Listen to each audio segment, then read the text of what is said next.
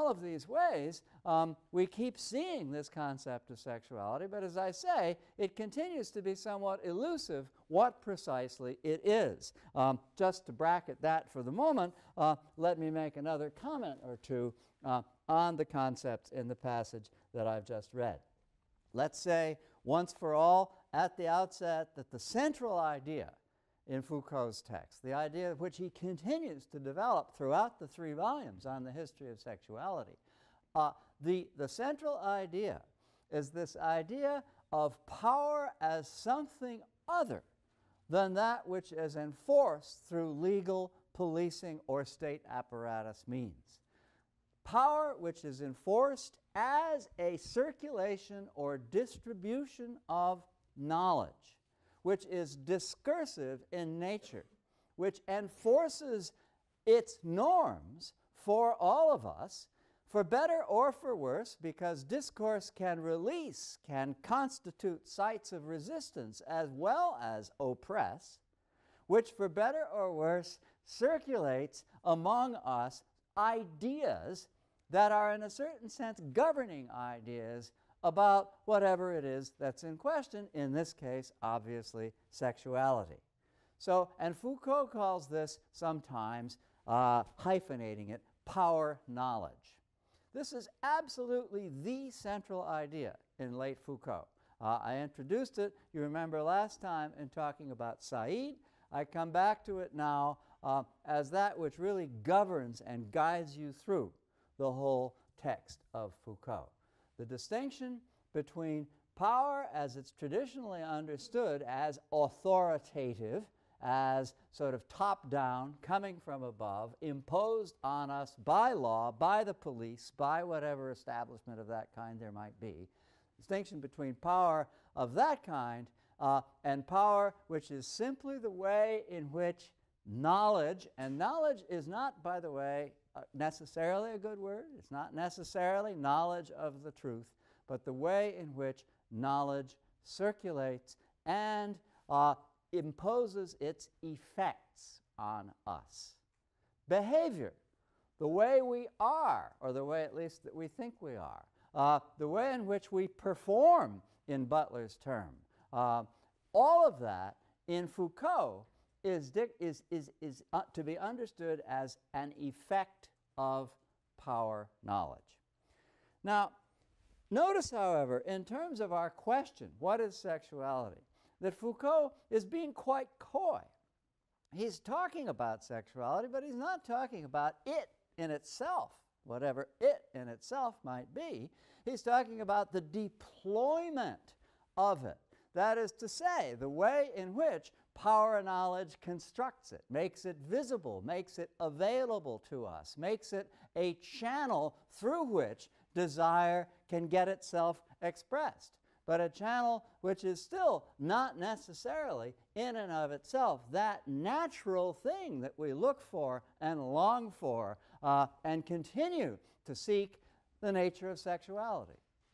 So when the emphasis in Foucault's discussion is really on deployment, that is the way in which alliance, the family, whatever the nuclear social structure might be, or sexuality, whatever it is that gets itself expressed as desire, the way in which these matters, these aspects of our lives can be deployed, we still aren't necessarily talking about the thing in itself.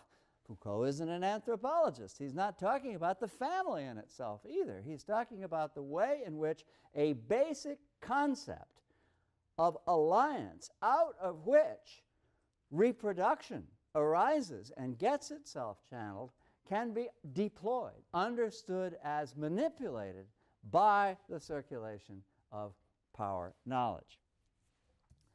The issue of gay marriage is very interesting, by the way, between the concept of the deployment of alliance and the deployment of sexuality. Because there's a certain sense in which the deployment of sexuality is at odds with the deployment of alliance. If sexuality is something that is really just looking around for ways to get itself expressed, taking advantage of deployment where that's a good thing, trying to resist deployment where that seems more like policing, if it's just looking around for a way to get expressed, it's not particularly interested in alliance. It's not interested in the way in which relationships involving sexuality could settle into any kind of a coded pattern or system of regularity. So that there is this tension, which of course gets itself expressed whenever within the gay community people strongly support gay marriage and see that as the politicized center of contemporary gay life, or people also in the gay community, many of them theoretically advanced, think of as a non-issue or a side issue which loses track precisely of what Foucault calls the deployment of sexuality, simply trying to extend the domain, arguably a tyrannical domain, of the deployment of alliance. To extend, in other words, to redefine the basic concept of alliance in such a way that doesn't really touch very closely on the deployment of sexuality. So it's an interesting and rather mixed issue that the whole question, the whole sort of profoundly politicized question of gay marriage gives rise to. So that's what sexuality is in Foucault. In Butler, it's just clearer that to ask the question, what is sexuality, is, well, it's just been a false start. We thought it was an innocent question, but whoa, you get into Butler and you see very clearly that you simply can't be a certain sexuality. You can perform an identity, as we'll see, by repeating, by imitating, by parodying in drag. You can perform an identity, but you can't wholly perform sexuality, precisely because of this element of psychic excess to which her thinking continues very candidly and openly and honestly to return. Butler's work, in other words, is not just about the construction of identity. It's not just about the domain of performance, as one might say. It acknowledges that there is something very difficult to grasp and articulate beyond performance. Its main business is to explain the nature and purview and purposes of performance, but it's nevertheless always clear in Butler as she returns to the question of the unconscious in particular, that there is something in excess of, or not fully to be encompassed by ideas of performance. Okay, so we've made a false start. We've asked a question we can't answer. But at the same time, we have learned certain things. We've learned certainly that sexuality, whatever it is more flexible and also in some sense more authentic, that is to say, closest to the actual nature of the drives. Yesterday, Butler made a distinction between instinct and drive, which I won't go into because it had to do with her reflections on what is cultural and what is biological or not cultural in the life of the unconscious.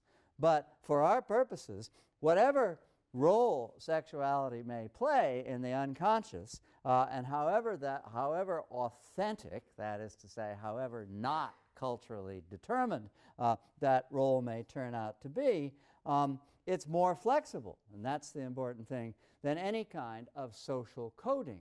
The sort of coding, for example, that Foucault would intimate in speaking of alliance or deployed sexuality, and the sort of coding that Butler refers to repeatedly as gendering. But still, for both of them, and this is the other thing we've learned, even sexuality, through deployment or through the way in which it can get expressed in relation to gender and performance, even sexuality is discursive. It's a matter of discourse. It arises out of linguistic formations, that Foucault